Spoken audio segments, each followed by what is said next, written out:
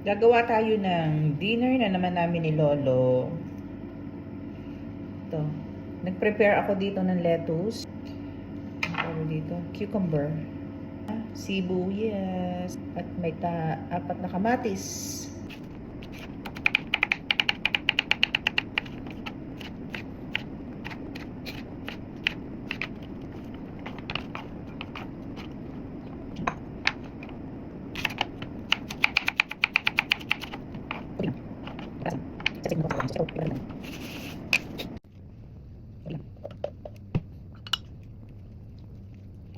Tapos nalagyan ko ng yelo. Ang purpose ng yelo ay para maging maputi yung ating sauce, yung ating tahini o takina.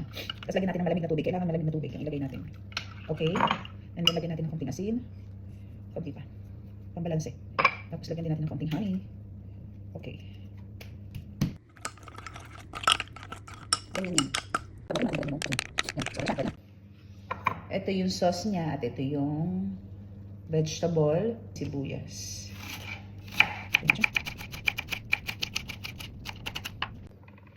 Meron tayong 2 itlog. Okay. Tapos, lagyan lang natin siya ng asin. Lagyan natin siya ng garlic powder, paminta.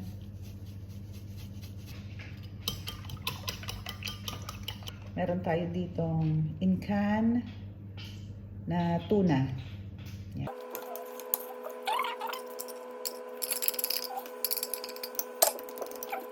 Ito may pinainit na akong mantika sa kawali. Tulog lang natin sibuyas. Hindi pa siya okay. Kaunti pang golden brown. Meron tayong isang slice ng bread. Ito ay, tapos lagyan natin dito. Yan, to-toast muna natin. Yan, ganito maganda. Yan. Okay, tapat lang natin ng kaunti pa.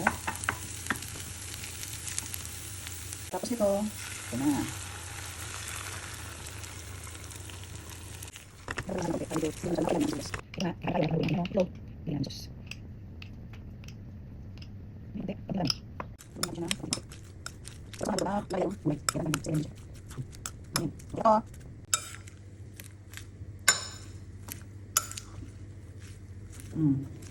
Okay na are.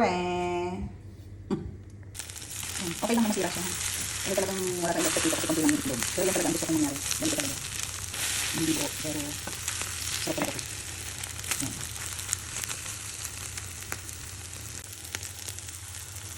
Okay na are. Meron tayong cheese. Ito lasan ito parang ano ito eh. Eden cheese. Mas masarap sa Eden cheese.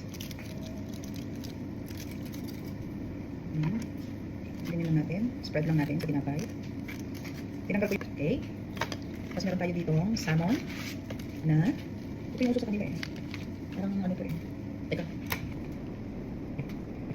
Hindi ko. Parang ano ito yung sa kapila. Hindi. Hindi natin sa kapila. Ang sabi nito eh. Ang side. Hindi lang. Sa kapila. Hinay. So. So. Ano ito? Pagkilaan. Agarang ito kami. Okay. Serve natin yan. The water.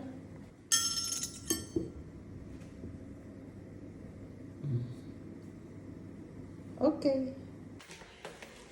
Kaskale. Okay mukhan.